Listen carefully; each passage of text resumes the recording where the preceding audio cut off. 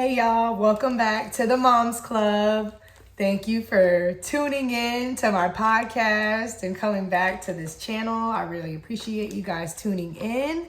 So this episode, we're going to talk about postpartum depression, how I experienced it as a first-time mom, and how I got through it. And I'll have 4 of the top tips that I use to get through my postpartum depression.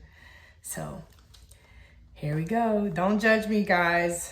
This is very personal for me to talk about already. So everybody goes through different phases of postpartum, and I didn't realize I was going through it when it happened. So that's just a forewarning before I get this story started. So let's get into it. So some moms never experience postpartum, or they experience minor symptoms that it goes unnoticed. The moms that have gone through it or witnessed a friend or relative go through it know it is real. Here's my story and tips I use to get through my postpartum phase. So some doctors call it the baby blues or minor to severe depression, but it's a combination of so many different emotions, experiences, and adaptations that happen or need to be made in such a short span of time, which could be the most stressful time of one's life, especially as a new parent. It often goes unnoticed because moms either don't want to accept it and don't talk about it, or they're ashamed that they're going through it and don't want to talk about it, or it can be a combination of the two. I found out I was going through postpartum when my little sister and I were living back at our mom's for a couple months because we were transitioning to getting a new house near my chiropractic school in Florida. So we moved to my mom's when I was about 9 months pregnant after moving from Orlando, where I was attending UCF. So we moved back home, which was kind of depressing because it felt like we were moving backwards because we were going back home. But at the same time, we knew we were moving forward because this was just a temporary thing. So, but in the process, I started chiropractic school online due to COVID. So campus was closed. That was already another transition because I thought I was going to be on campus and have my baby in daycare, have a babysitter, and almost everything fell through. I didn't have a babysitter. Wasn't able to get my baby in daycare. So I was basically in school online with my baby in my hand, breastfeeding. Luckily, I only had to do audio, and some video, but the times I had to do video, I clearly did not have my baby in hand, but some of the times he was with me, audio only in class. So, you got to do what you got to do, but it had its moments of stress, added to it because I couldn't really pay attention and get what I needed out of the class. I had to go back and rewatch certain lectures in order to get the information I needed and take, effective notes in order to pass it. And then with that, I was even in tutoring, and my baby was in tutoring with me right there on video. And we earned this degree together. Like, my whole family earned this degree with me. It's basically goes without saying because it was a trying time for all of us. It was hard. But yeah, so I had little help during the day. So I had my 3-month-old baby in hand breastfeeding during some of my online classes. And luckily it wasn't horrible, but it was difficult. But in class all day, every day from 7:30 to 3 p.m. plus tutoring because the classes were effing hard. So I had my baby in tutoring and group project meetings too. To add more stress, me and my husband, he's on the road working 3 weeks out of the month, and the times that he's able to come home, that's our only time together, and I'm still in class. So it was just a combination of different things that added to the stress level that I was having, and I was not talking about it, y'all. Like, the only person I was talking to was my sister, and because I knew my husband was going through his own stress, from being away at work and not able to be home because somebody had to make the money. So it was just, we all had our own stressors. So I was trying not to add to his stress with my stress, which made me more stressed, and I didn't realize it. So going through my own emotional changes, I was trying to play it cool to everybody else. Like I had it together to everybody but my sister. And I think it was easier to vent to her because we were both stressed in our own ways, trying to help each other. And it wasn't until I said a joke to my sister about leaving my baby on the porch for a few minutes so I could get a few minutes of quiet time and then I laughed about it. And that was when she was like, bitch, what did you say? And I said it again. And she was like, did you hear what you just said? And then I was like,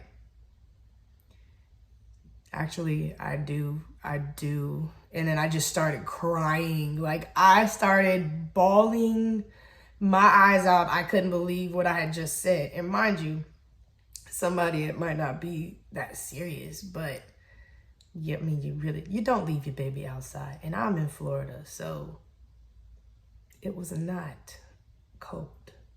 So it was just like, it was scary that I said it as a joke. And then my sister was like, that was when her antennas went up and she was like, okay, it's time for you to go talk to somebody. You need to tell Terrence and you need to get help.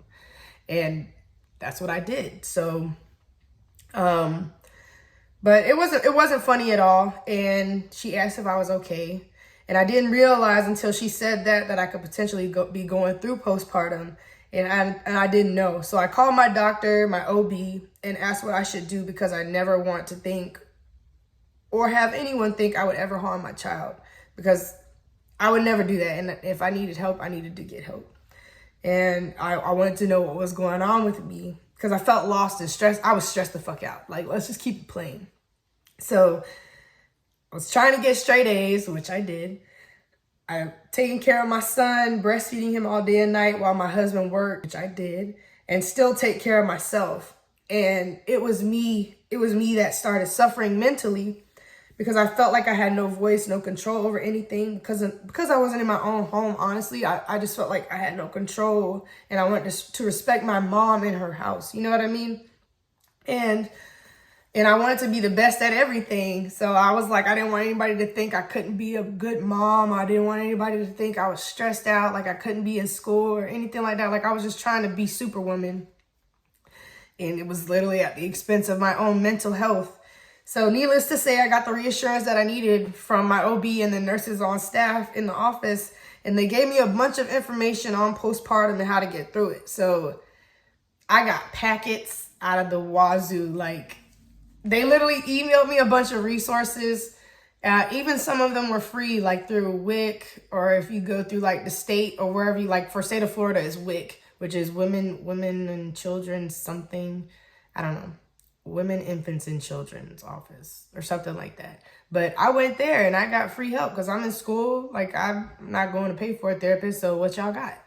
And I went there. I got help from them. Like, to start, it felt funny. Like, I was like, bro, like, y'all got me talking to somebody like I'm in a movie scene. Like, yeah, that didn't work for me. So I started talking to my sister again. Like, I mean, I never stopped talking to my sister, but I talked to her more once I realized talking about it helped. And then I started seeking out mom friends in order to help me get through. So these are the 4 tips that I used in order to get through my postpartum once I realized that I needed help. And yeah, I hope this helps somebody. So the first tip is you need to seek help. Tell somebody what's going on with you. It's okay to talk about what's going on as long as somebody knows, because it's at the expense of you or your child, and it could be life or death. Like, y'all, like, it's so serious. Talk to somebody, talk to your OB, talk to a midwife or the birth center that you go to. Somebody will have something that can help you. And there's so many books and resources out there. I went on YouTube, I went everywhere and just started Googling like people's stories and what they went through. Mine was not bad, okay? I look at some and it's so sad, but it is, I'm not gonna say it's normal, but talking about it will help the process. So yeah, that was one of the tips that I did was I went and sought help. I tried a therapist. It felt weird, so I didn't keep going. Kept talking to my sister, and eventually I reached out to one of my older church friends that was like a big sister to me, and then my older cousin. and they're around the same age, but they've been married, they've had children, they're in the teenage stage. So I figured they knew how to get through the infant postpartum process better than anyone because they already done it a couple times. So that's who I talked to. And they're also women that I trusted. So if there's somebody that you trust that's in your family, no matter who they are, or somebody from church, talk to them. If you don't have a sister or somebody that you can speak to, you know, like there are so many women that go through things in silence that is freaking ridiculous, but talk about it. And I guarantee you there is somebody who either has a similar story or they know someone who's gone through something similar and can probably, you know, tell their story in order to give you, you know, perspective on what you're going through and that it's okay to get help. So the second tip is get rest. When the baby sleep, please go to sleep. Like, it is so crucial. I tell every single new mom and new dads, like, both are important. Y'all need to sleep, like, on a rotation. That way y'all can effectively communicate. You can be people, basically, because if you don't get sleep and you're not eating, it will literally affect your mood. And then it'll in turn reflect in how you take care of your child. Like, it's so important to get proper rest. If that baby sleep, take a nap. If the baby sleep at night, sleep when the baby sleep. If the baby get up, I mean, I promise as a new mom, you're probably going to sleep light anyway, unless you're really exhausted. But sleep when the baby sleeps if you can. Day or night, doesn't matter. Sleep, please. Yeah, so that way everybody's happy, especially the baby. So happy baby, happy life and wife. Okay. Third tip. If you do not know what self-care is, please Google it, find out, look at all the bullet points, and if something catches your eye, please do it, because it will literally turn your whole life around. It's so easy to lose track of self while being a new mom. Once you feel comfortable, take an hour or two to yourself by the time your 6-week checkup happens, if you haven't already done so. Even if it's a 20-minute bubble bath or a mani-pedi appointment, take some time away from baby to think about you, because you still matter too. Like, it was so easy for me to like not take a bath every single day. And it sounds nasty when I say that, but if you're a mom, you more than likely know what I'm talking about, because you rather sleep while the baby sleep than get up and potentially wake the baby up because y'all already co-sleeping. Like, I'm not even going to go there. Just make sure you take care of yourself, okay? Just take care of yourself, because that's what it all boils down to. If you're not taking care of yourself, you're not going to be able to effectively take care of your child or your partner because you're not happy. So, yeah. My fourth tip, please don't isolate yourself. As soon as you try to isolate yourself, you're going to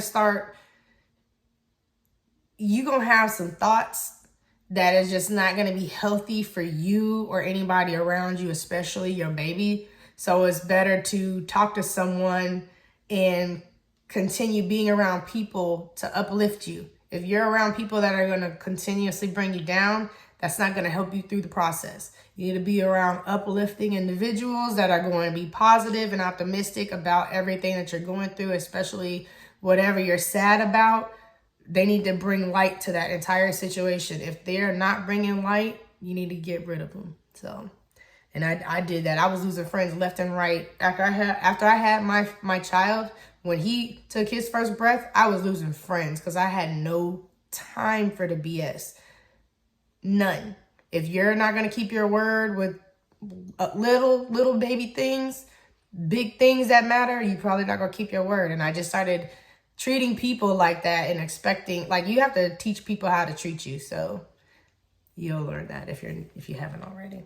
Don't isolate yourself. Talk to your partner, close family or friend about how you're feeling. So at least one or two people are informed about your feelings. Like, so that way, as you're talking throughout your postpartum process, because it could be 6 months to a year, you can experience postpartum after 6 months of your baby being here. It can happen out of nowhere, and you just start talking, and then out of nowhere you start changing how you're talking. Whoever you're talking to will take notice and be like, yo, you kind of changing how you sound. You good?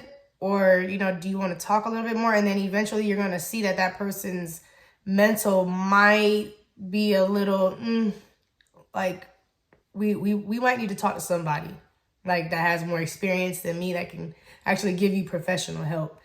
And they may not like it and they may get upset at you for it, but at least you pointed it out. So then after that, they will start noticing it themselves and eventually get the help that they need. If someone offers to babysit, take them up on it. I mean, that way you can catch up on some rest, run some errands, whatever you need. I promise, as soon as you feel comfortable with somebody, like somebody you trust is watching your child, you will sleep hard as a rock.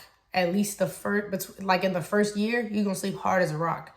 Like, I have my kids, but as soon as their dad gets home from work, like from on the road, as soon as he's home, I know I can sleep in. I literally sleep in like till like 8:30, 9 o'clock, but I'm sleep hard. Like, it's a different kind of sleep when he's here because I know my kids are good. Like, our kids are good. So yeah, that just helps to try to put it into perspective with what I'm talking about when you need to sleep, because you don't realize how light you're sleeping until you have somebody you trust watch your child and know that they're good.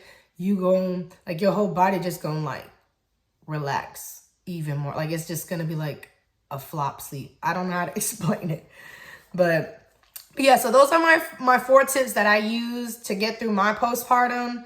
And with my second child, with my second baby, I don't even think I went through postpartum. I might have had like a couple of times where I like had some weird like emotions where I didn't know how to like process certain things that I was going through, but I knew what I needed to do, and I kept talking to my support group. Like, I talked to my cousin, I talked to my church friend who's like my big sister, like women that have gone through it or are going through it. I talk about it now because it's healthy. It helps you process things. It helps you gain perspective on emotions and how different ways to deal with them. So yeah, if you have any questions about postpartum and how to get through it, or if you feel you may be going through it or know someone that's experiencing signs of postpartum, please suggest that they reach out to their OB or medical provider so that way they can get access to resources, even free resources through the state. Like,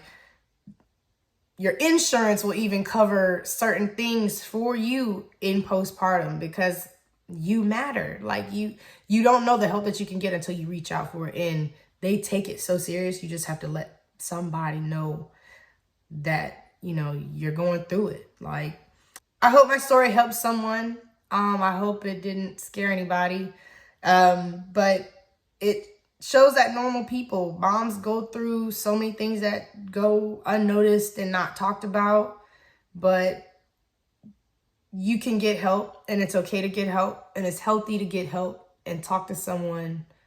So that way you can take care of your baby the way you know you're supposed to, and the way that you need to. And you know they're going to be happy and taken care of because you are happy and taken care of. So if you have any questions or need resources about coping with postpartum, feel free to contact me via email at themomsclubpodcast@gmail.com. I can create like a PDF if you guys want of a list of free resources, especially in the state of Florida. I know a lot about that, especially free doulas, if you need a free doula, because there's some doulas needing their certification. I know the website for that. So let me know if you want that. Hit me up via email or DM me on either Instagram or TikTok, and I got you.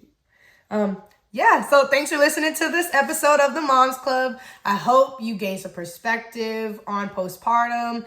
And yeah, I look forward to seeing you in the next video, in the next episode. Click the link down below, subscribe, please give it a thumbs up, leave me a review, and I look forward to seeing you in the next one. Bye.